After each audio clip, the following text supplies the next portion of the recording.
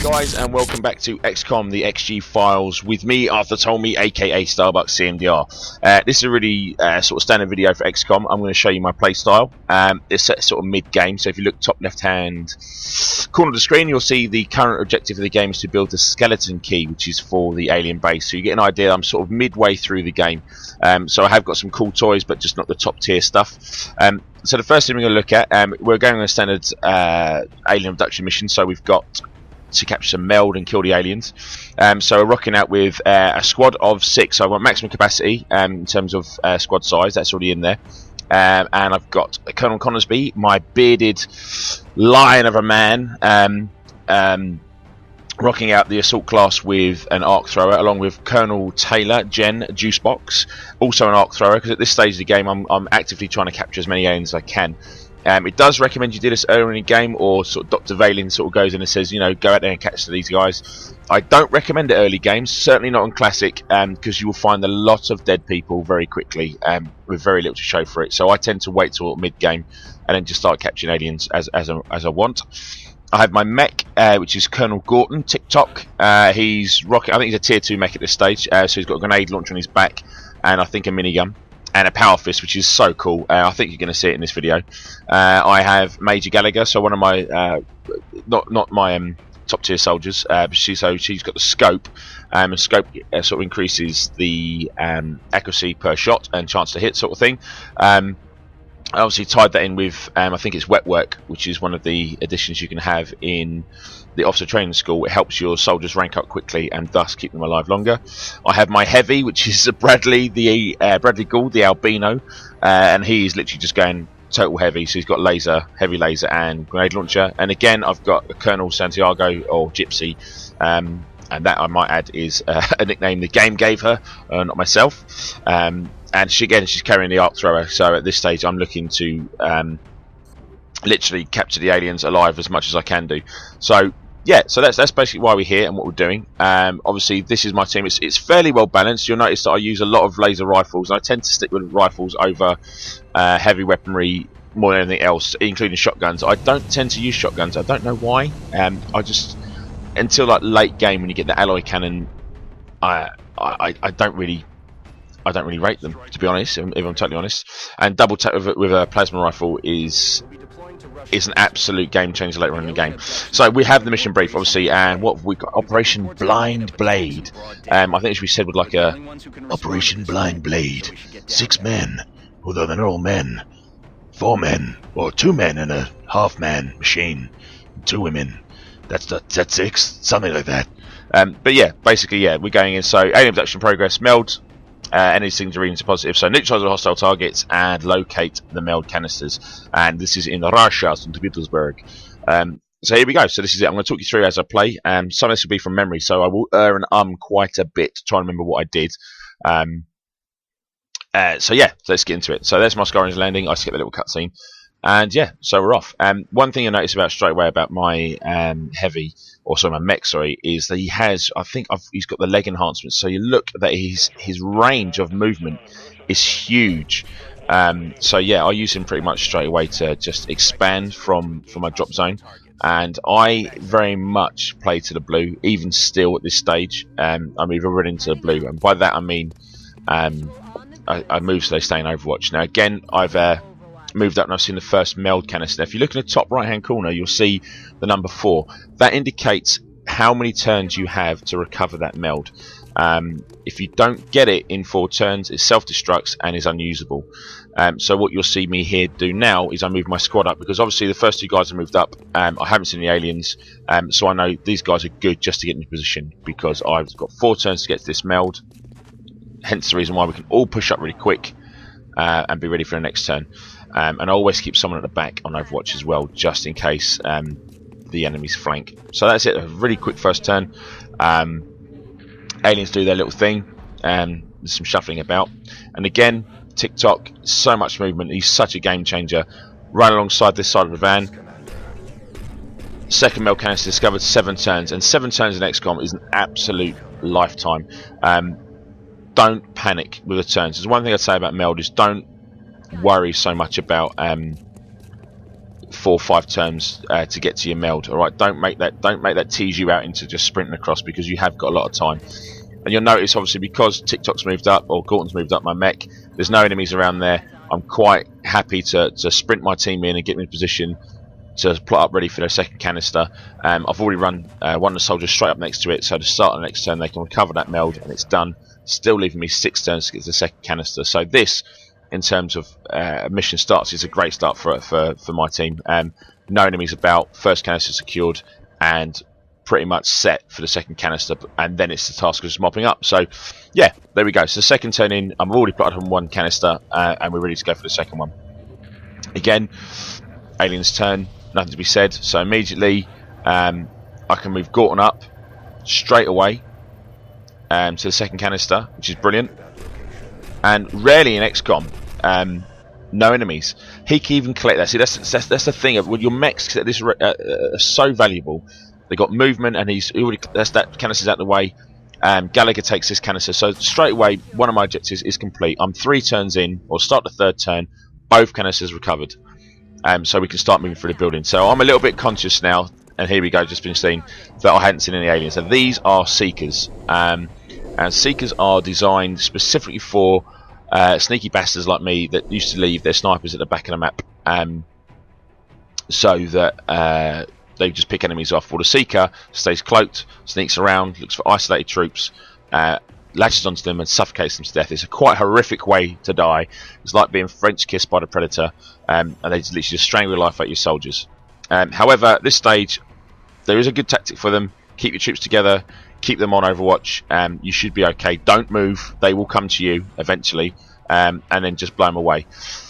I think at this stage what I'm doing is I'm conscious that there's an achievement for destroying an enemy that's cloaked. I think it's 40G, I think, for killing an enemy that's cloaked. So I'm looking around desperately to try and find someone to blow them up, because I'm thinking, you know what, there's an achievement for this.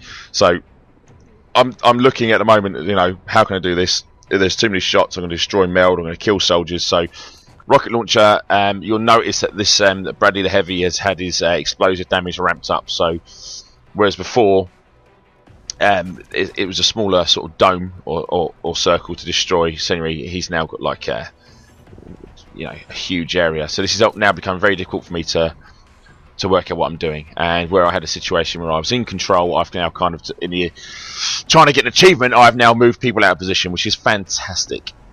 So yeah, I'm just looking around now who's going to get the best plotting up here and who's got what. And you'll notice that not many people now are carrying explosives. That's the big problem when you're going out to capture aliens, is that you have to sacrifice one of your slots, and generally that's the grenade slot. So therefore, no good. So I've worked out here that actually I'll send Bradley to fire through the window. This has got to be a good idea, hasn't it? Surely, there's nothing to go wrong here. Boom. Now you notice, you can see the tiny little sort of shimmer. That's indicating there's an alien presence in that location. Boom, it's worked. Fantastic idea. However, only does 4 damage, so I don't get the achievement this time. So all of that was for naught. But there he is, the ugly little sucker, and Sam the lion, the bearded maestro, takes him down pretty easy, still leaving another seeker. Hence the reason why these guys now move to Overwatch but stick within sight of each other. And that's a key thing when dealing with seekers, is you don't keep your team apart. You split your team up, they're going to die. And then boom, Taylor's seen the other seeker, takes him down straight away. Now the reason why Taylor saw the seeker is because she's got the electric skin. I forget what it's called now. I'll try and look it up for you and remember by the end of it. But I probably won't. I probably forgot I even said I'm going to do that. But basically, electric skin is like a little sonar thing. So if there's aliens nearby that are cloaked, they will be revealed. So again, I would recommend that for your sniper late game, because obviously the seeker is designed to take out your sniper. If your sniper's got that sort of skin, they're never going to sneak up to your sniper. So it's a great little addition, and a great way to showcase the difference between the benefits of having a mech trooper like TikTok running around and taking objectives and just basically playing ahead, and your super soldiers who've got gene enhanced bone marrow that can regenerate, and the skin that can detect stealth enemies. So again, right, back to the main objectives. We're here now to take out aliens. I know there's 2 down. The seeker's out of the way now, so everything should be over aliens. But I'm just very, very conscious at this stage, and anyone that's played XCOM a lot will realise that being 4 turns in, is this turn 4, turn 5, I've seen 2 stealth units, and that's it. So I'm very, very conscious at the moment that whatever aliens there are, they're going to be together and there's going to be a lot of them. So hence the reason I'm now like, right, let's move the team up, let's get them into position. And I would definitely say it's one of the tactics when you're playing XCOM is at early game you can get into battles and your line can get sort of drawn and stretched. If you're in a position and you're lucky like I am, and even sometimes you're not, your troops are forget meld, your troops are your most valuable resource. So make sure you keep them safe. So spend time, even if it means just 2-3 turns, get them into position, reload their weapons, move them up, and then move on. So early map, mid map, late map. If it requires a pause between each one to get your troops lined up and done, it's worthwhile doing, because there's a couple of times in my playthroughs I ignore my own advice, and it always, and I think later on in one of the other videos I'll show you, results in someone dying. And when you get to this sort of stage in the game, a loss is really keenly felt. You lose a colonel or a major, that's a huge investment you've lost there, and I'd rather lose 10 meld than lose somebody I've had through like 50, 60 missions. So you'll see now what I'm doing is I'm very conscious that this massive warehouse is clearly where the aliens are hanging out. So maybe it's some sort of illegal rave or something's going on in there. And my team of XCOM party poopers are here to sort of ruin the day for them. So we're moving up. We're quite bunched up here, but generally speaking, XCOM, if you don't activate the aliens, and by activate I mean if you don't see them, they should stay clustered together. And again, you'll notice there's shimmers there. So I know, Juicebox, Jen Blesser, is picking up on a lot of alien activity in that room. What I do now, if I remember correctly, is you've got to remember that XCOM is not just played on one level. There's verticality. So, all right, so okay. There you go. Boom. A lot of aliens and a mechtoid and a sectoid and a berserker and some mutons. It is literally the house party from hell. There you go. These guys are pretty mean, but I'm quite confident here that we can handle them. So again, 100% chance to hit. Again, assault rifle with double tap. Bam, intimidate. Bam, intimidate. This is going to pose no problem for my guys here at all. So we've now got. And again, because there's another point why these are great, and especially against something like a berserker, is the assault class has like close combat. I can't remember the ability whereby any enemy that tries to move within 4 tiles of them, they get another shot. Now that basically means at this stage, 3 shots for nothing. Beautifully demonstrated there. I try and capture the berserker and fail miserably, so it's kind of put a bit of a dent in the plan. That was me trying to be too cocky. Again, I go back to the lion. Sam, who doesn't fail me and takes down the berserker, and they are well worth taking down, because a berserker hits you in close combat and that's an awful lot of damage, and whereas it probably wouldn't kill one of my soldiers there, it would leave them weak to a second shot, and if it doesn't kill them, it would certainly put them out of the game for maybe 4 or 5 days, depending on what advancements you've got. So straight away we're on the roof. Don't forget verticality. The reason why I take out the sectoid here and I don't go for the muton, who most people will be like, well, hang on, the muton's a heavier target, is because I know there's a mechtoid in that room, and what the sectoid is there for, and is always there for, is literally so he can mind meld with that mechtoid and give him shields, and that makes that takes a dangerous foe to being a really, really, really dangerous foe, and one who can really ruin your day, especially with your team bunched up like this. So sectoid out the way. I know what I'm dealing with there. I know it's just going to be taking down the mechtoid's armor if and when he appears. So now I'm just trying to work out what to do next. So obviously I know there's 2 mutons in there. They're quite heavy foot soldiers. They're armored plasma rifles, so they can do an awful lot of damage. They don't tend to miss. They're also fond of using grenades, mutons. So I'm trying now to make more appetizing targets with my mech, because I'm conscious the 2 guys outside have both used their action points and are bunched up. So now I've got the albino Brad, and now he's my heavy. So I'm thinking, right, I've got a skylight here. Let's get him up to the top. Let's get him ready for the next turn, because I'm going to put as much ordnance as I can do into that room. So there we go. I'm right above a muton, 100% chance to hit, and I'm flanking him. So this is going to do a 9 damage. So again, don't think that just as soon as you see an alien you can just fire. You can, of course, flank the enemy and give yourself a far better chance at causing a critical hit, which is proven there. Again, that close combat specialist ability coming into 4 there. The mechtoid has moved forward, and straight away I've taken a shot against it. Now here we go. Look, that's how damaging and dangerous a mechtoid is. 8 damage on one of my troops straight away. Luckily, we burst out with 3 more sectors coming to the back room here. So whereas that party was busy, it's now just turned into a bit of a clusterfuck. I'm not going to lie now, I'm a little bit worried. There's an awful lot of enemies in here. My troops are flanked. Both my soldiers indicated by the yellow shield are flanked. So it's there's a real danger here. This could go really badly wrong for me. I've got one troop that's taking 8 damage. I can see a lot of enemies on the screen at once. I know there's sectoids in there that can meld with a mechtoid. There's a mechtoid by the front door. I'm out of ammo.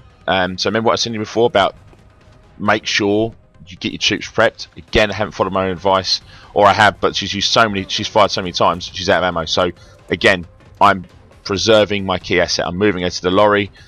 Next turn, I'll reload her, and here we go. Right, so we got Jen to fire at the muton.